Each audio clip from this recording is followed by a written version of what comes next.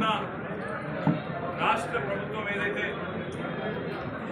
బలహీన వర్గాలను వంచిస్తూ వారి గొంతు కోస్తూ జనాభాలో బలహీన వర్గాల సంఖ్యను దాదాపు 5.5% తక్కువ చేసి చూపెట్టి మోసం చేయడమే కాకుండా ఇవాళ 42% రిజర్వేషన్ల పేరిట ఇచ్చిన వాగ్దానాన్ని తుంగలో దొక్కినందుకు పెద్దలు కేసీఆర్ గారి ఆదేశం మేరకు మొన్న రాష్ట్ర శాసనసభలో మా పార్టీ తరఫున బలంగా నిరసన చెప్పినాం.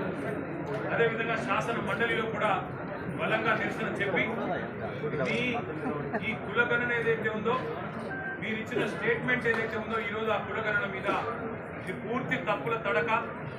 ఈ కులగణన మీద మీరు ఇచ్చిన స్టేట్మెంటు చిత్తు కాగితంతో సమానం. ఎందుకంటే రాష్ట్రంలోని బలహీన వర్గాల గొంతు కోసిన కాంగ్రెస్ పార్టీ కాంగ్రెస్ ప్రభుత్వం యొక్క దుర్మార్గమైన వైఖరిని రాష్ట్రంలోని ఏ బీసీ బిడ్డ కూడా ఒప్పుకుంటలేడని చెప్పి శాసనసభలో శాసన మండలిలోనే మా పార్టీ తరఫున పెద్దలు మసూరాచారి గారు కానీ అటు మా సోదరులు కలసాని గారు కానీ గట్టిగా ప్రభుత్వానికి డిమాండ్ చేసినాం, చెప్పినాం. ఇది తప్పుల తడక, ఇది శుద్ధ తప్పు. మీరు చేసింది తగ్గించి చూపెట్టి కావాలని మీరు మరి బలహీన వర్గాలను చిన్నగా చేసి చూపెట్టే ప్రయత్నం చేస్తున్నారు అని చెప్పి నిరసించడమే కాకుండా మేము డిమాండ్ చేసినాం. ఒక 15 రోజుల నెల రోజుల శాస్త్రీయంగా మళ్ళీ రీసర్వే చేయండి. ఖచ్చితంగా వాళ్ళ రాష్ట్రంలోని బలహీన వర్గాల బిడ్డలు ఆందోళనలో ఉన్నారు.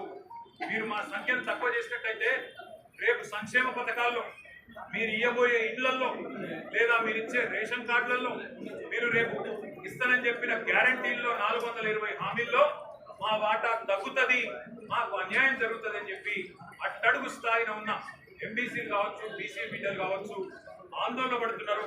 కాబట్టి వారి ఆందోళనను చేయడానికైనా సరే మీరు వెంటనే తిరిగి రీసర్వే మొదలు పెట్టండి అని ప్రభుత్వానికి కోరినారు. కానీ దున్నపోతు మీద వానబడ్డట్టు ప్రభుత్వం ఈ రోజు వరకు స్పందించలేదు.